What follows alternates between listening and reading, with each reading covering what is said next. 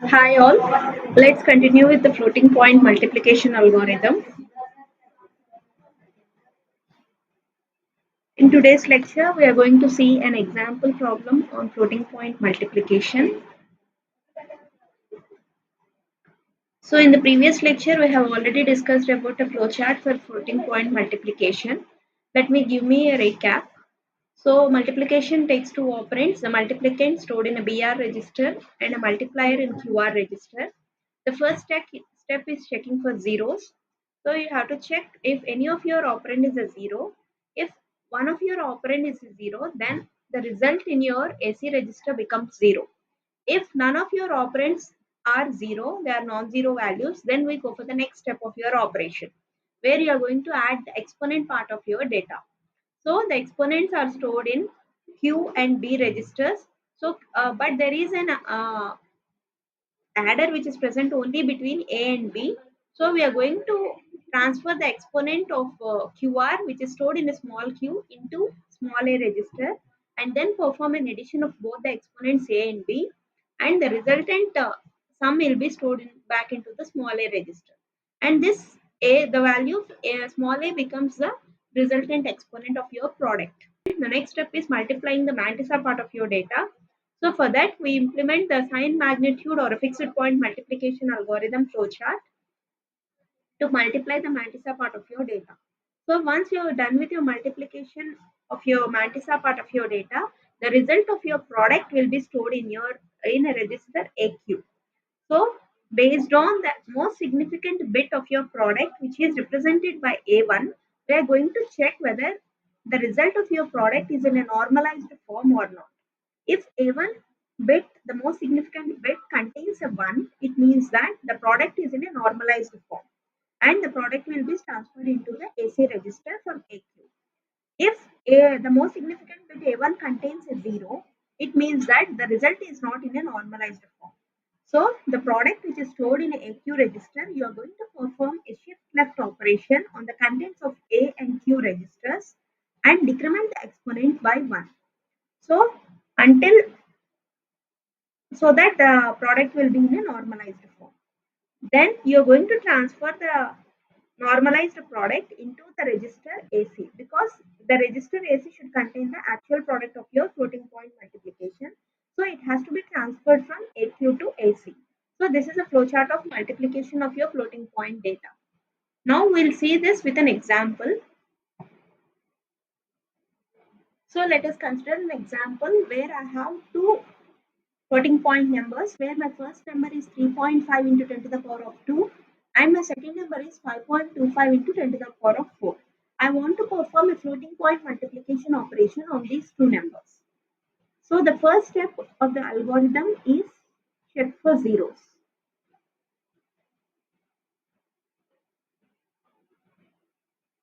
So your first operand will be stored in the register BR, which is 3.5 into 10 to the power of 2, and the second operand will be stored in the register QR, which is 5.25 into 10 to the power of 4.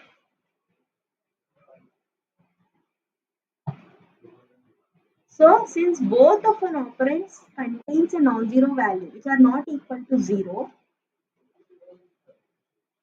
we go for the next step. Before going for the next step, you have to convert these numbers into a binary format. So I'm going to convert this floating point number into a binary format. So the 3 representation is 0.11 and 0.5 representation is 1 into 10 to the power of 2.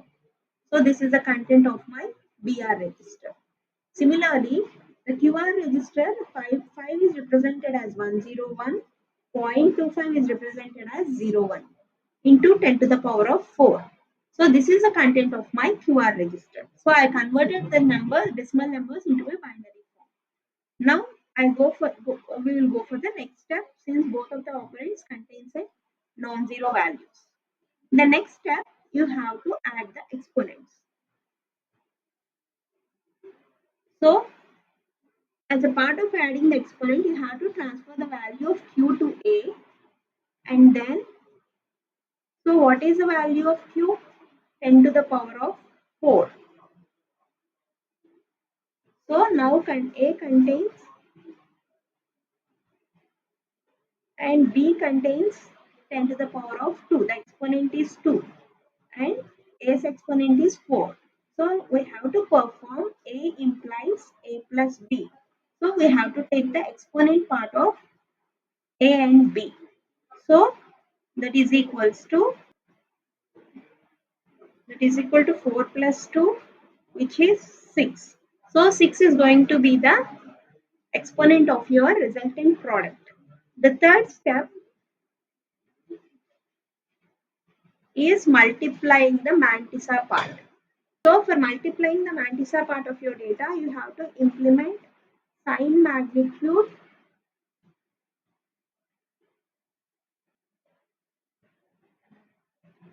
flowchart. So sign magnitude multiplication flowchart is used to perform a multiplication of mantissa part of your floating point numbers.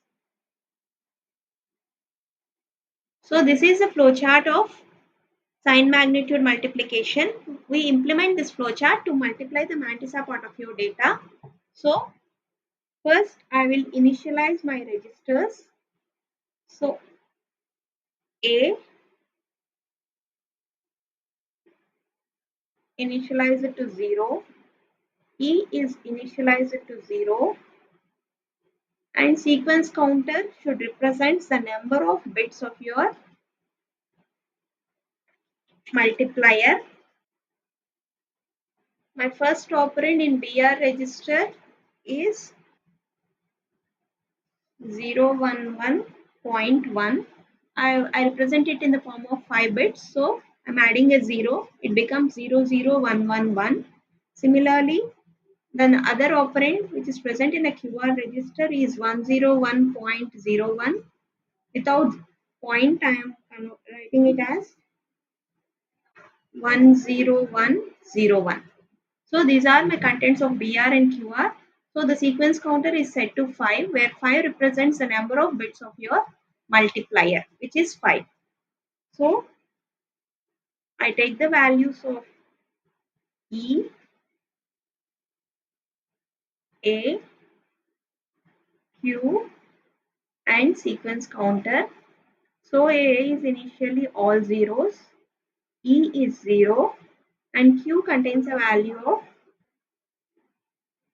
10101 and sequence counter is 5. So now I have to check the value of Qn. So Qn is nothing but this particular bit, LSB bit of the Q represents Qn. So since Qn is equals to 1, I have to perform addition A plus B. So for A, I am going to add B. So what is the value of B? 00111. Perform an addition. It becomes 00111 and this becomes 0. Here it is 10101 and sequence counter is 5. Next, we have to perform a shift right on the contents of EAQ and decrement the sequence counter. So what I am doing here, EA implies A plus B. Because Qn is equals to 1. So now next step we have to perform a shift right on EAQ and decrement the sequence counter by 1. So perform a shift right, it becomes 0. This 0 will come here, becomes 00011 and this one will come here, it becomes 11010 and sequence counter becomes 4. This is 1 cycle. Now again check the sequence counter is not equals to 0. So we again check the value of Qn. So now the value of Qn is 0. So we have to just perform a shift right on the contents of EAQ and decrement the sequence counter. So After performing shift right, it becomes 0, 0, 0, 0, 1, 1, 1, 1, 0, 1, and sequence counter will be 3. So again, sequence counter is not equals to 0, it is still 3, Qn is 1. So we have to perform EA implies A plus B. So this is the value of A, add it with B, which is 0, 0, 1, 1, 1.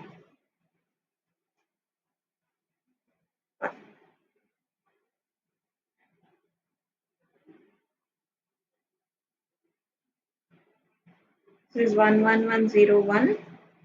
Next step, we have to perform shift right on E, A, and Q and decrement the sequence counter. So when you perform shift right, it becomes 0, 0, 1, 0, 0, 0, 1, 1, 1, 0, and sequence counter is 2.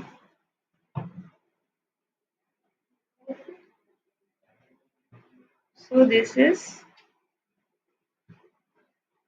1 cycle. We'll continue. Now again check the value of Qn. Qn is 0. So just perform shift right on the contents of EAQ and decrement the sequence counter by 1. 0, 0, 0, 0, 1, 0, 0, 0, 1, 1, 1. And your sequence counter becomes 1. Still sequence counter is not equals to 0.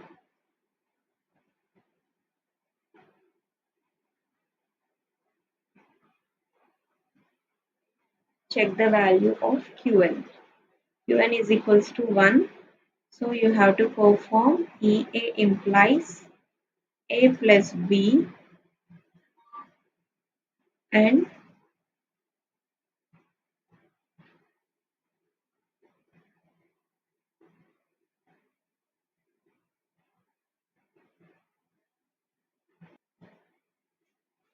so this is the value of A, add B to it. It becomes 0, 0, 1, 1, 1. When you add B, it becomes 0, 1, 0, 0, 1. Now perform a shift right on the contents of EAQ and decrement the sequence counter by 1. So when you perform a shift right, it becomes 0, 0, 0, 1, 0, 0, and this one will come here. It becomes 1, 0, 0, 1, 1, and sequence counter becomes 0. So since sequence counter is equals to 0,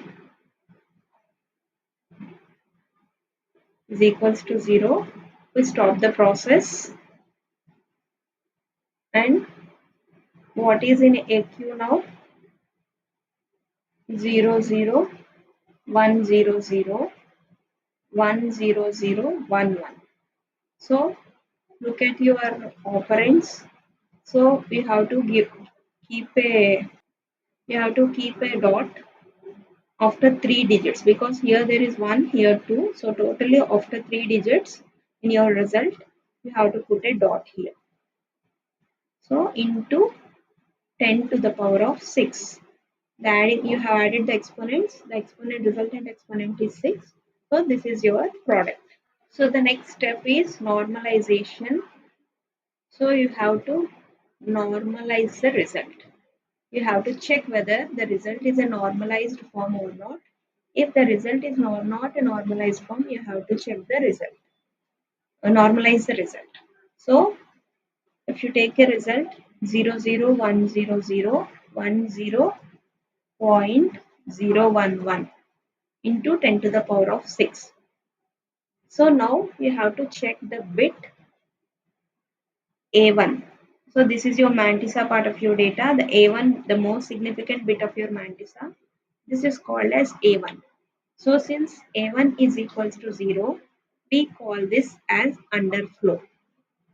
So this result is not in a normalized form. So you have to perform a shift left. So when you perform a shift left, it becomes 0, 1, 0, 0, 100.11, and you have to decrement your exponent 10 to the power of 5, right? So now if you look at this, the MSB bit contains 1. So we call this as a normalized result. But this result is stored in AQ. So this result has to be transferred to AC register where the product of your floating point number has to be stored. So AC contains the value of 0, 1, 0, 0, 100.11 into 10 to the power of 5, which is your product of your floating point number. So this is how we have to perform a multiplication operation on floating point numbers using the flowchart. Thank you.